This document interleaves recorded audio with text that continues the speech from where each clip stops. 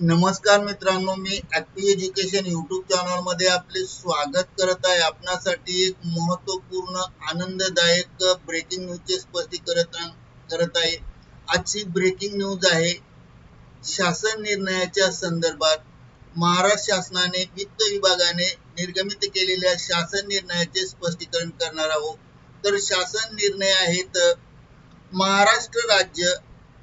वित्त विभाग मुंबई 32 यांनी दिनांक 19/5/2026 रोजी म्हणजे 19 मे 2026 ला महत्त्वपूर्ण शासन निर्णय निर्गमित केला। जो शासन निर्णय निर्गमित केला तो शासन निर्णय आहे निवृत्ती वेतनधारक कुटुंब निवृत्ती वेतनधारकांना दिनांक 1 नोव्हेंबर 2025 ते 31 जानेवारी 2026 या कालावधीतील महागाई वाढीच्या थकबाकी देण्याबाबत संबंधित शासन निर्णय निर्गमित केला। या शासन निर्णयामध्ये एक संदर्भ वाचा म्हणून दिला। वित्त विभाग शासन क्रमांक 2026 दिनांक 26/2/2026 संबंधित या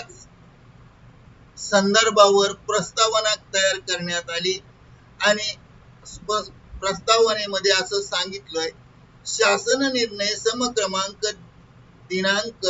26/2/2026 अन्वये राज्य शासकीय निवृत्ती वेतनधारक कुटुंब निवृत्ती वेतनधारकांना अनुज्ञेय महागाई भत्ता दर 55% वरून 58% असा सुधारित करण्यात आला आहे। त्यानुसार 1 फेब्रुवारी 2026 पासून सदर महागाई भत्ता वाढ रोखीने देण्यात यावी। तसेच माहे जुलै 2025 ते ऑक्टोबर 2025 या कालावधीतील थकबाकी मार्च 2026 च्या वेतन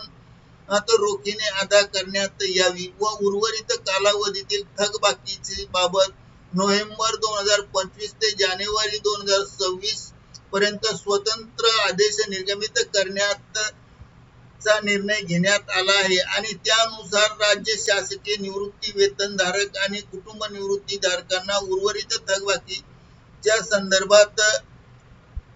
थकबाकी देण्याची बाब शासनाच्या विचाराधीन होती, म्हणून शासनाने शासन निर्णय निर्गमित केला। शासन निर्णय असा निर्गमित केला या शासन निर्णयानुसार सुधारित वेतन श्रेणीत 7व्या वेतन आयोगानुसार निवृत्ती वेतन कुटुंब निवृत्ती वेतन घेणाऱ्या राज्य शासकीय निवृत्ती वेतनधारक कुटुंब निवृत्ती वेतनधारकांना दिनांक 1 नोव्हेंबर 2025 ते दिनांक 31 जानेवारी 2026 या कालावधीतील महागाई भत्ता वाढीची थकबाकी रक्कम मे 2026 च्या निवृत्ती वेतन सोबत रोखीने अदा करण्यात येणार आहे आणि प्रत्येक वैयक्तिक प्रकरणी देय असलेल्या महागाई भत्त्याची रक्कम परिगणना करण्याची जबाबदारी ही निवृत्ती वेतन सहवितरण प्राधिकरण म्हणजे यथास्थितीत अधिदान व लेखा अधिकारी मुंबई कोषागार यांची राहील। आणि असाही आदेश देण्यात येतो की ज्यांना निवृत्ती वेतन लागू आहे अशा मान्यता प्राप्त अनुदानित शैक्षणिक संस्था कृषी विद्यापीठे व त्याशी संलग्नित असलेले अशासकीय महाविद्यालय यामधील निवृत्ती वेतन आणि कुटुंब निवृत्ती वेतन यांना वरील नियम योग्य फेरफारीसह लागू आहेत